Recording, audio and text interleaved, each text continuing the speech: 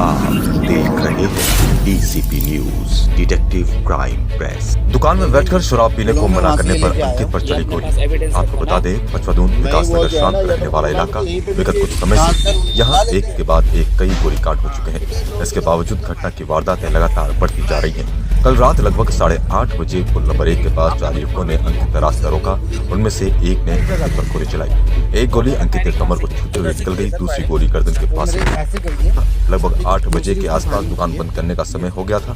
4 लड़के दुकान पर आते हैं, बैठकर शराब पीने की बात करते हैं। अंकित का कहना है कि दुकान बंद करने का समय हो गया था, उन्होंने शराब पीने से मना किया तो कुछ देर उन लोगों में कहा सुनी हुई। उसके बाद चारों लड़के वहां से निकल गए। दुकान से कुछ ही दूरी पर आकर चारों लड़के रुक जाते हैं। जैसे ही अंकित वहां से निकलता है, चारों लड़के अंकित का पीछा करते हुए पुल नंबर 1 के समीप विकास पोल्ट्री फार्म के पास पहुंचते हैं। उसके बाद आगे मोटरसाइकिल लगाकर रास्ता रोकते हैं। उनमें से एक ने उस पर ताबड़तोड़ गोली चला दी।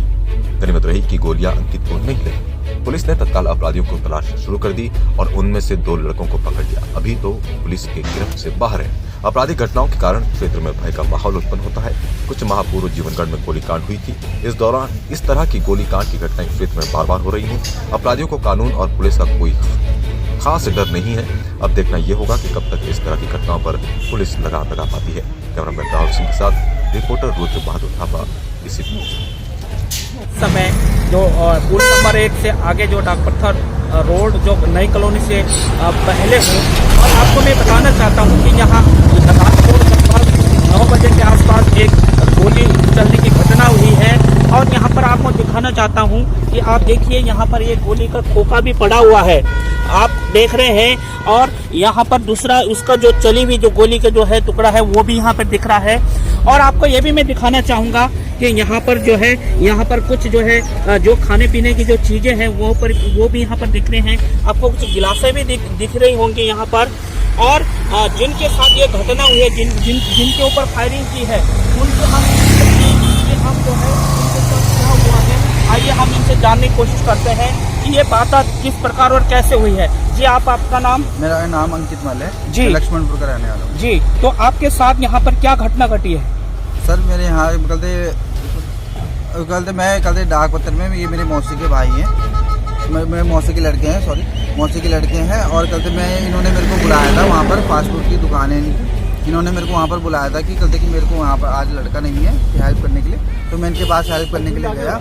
फिर वहाँ उसके हेल्प करने के बाद वहाँ पर कल 4 लड़के आए, जिसमें से 2 मेरे ही गाँव के हैं और एक को मैं नहीं जानता हूँ, इसका नाम पता मैं नहीं जानता हूँ, वो लोग जानते हैं। मैं कल फिर वो वहाँ पर आए तो उन्होंने बोला कि कल कि हमको यहाँ पर दारू पीनी है। मेरे भाई ने बोला कि मैं यहाँ पर दारू नहीं पिलाऊंगा बैठ के। और वो वो वहाँ पर फिर दारू मना कर दिया। जब एक बारी दारू पिलाने से फिर वो ये बोल रहे हैं कि कि वो उन्होंने फिर गाली गलौज करने लग गए। तो उसके बाद फिर उन्होंने मेरे भाई के ऊपर हाथापाई करी। हाथापाई करने के बाद उन्होंने अपनी जेब से पिस्टल निकाली कमर से और उन्होंने मेरे भाई के पेट पे रख दी। भैया ने सोचा कि कि शायद मजाक कर रहे होंगे।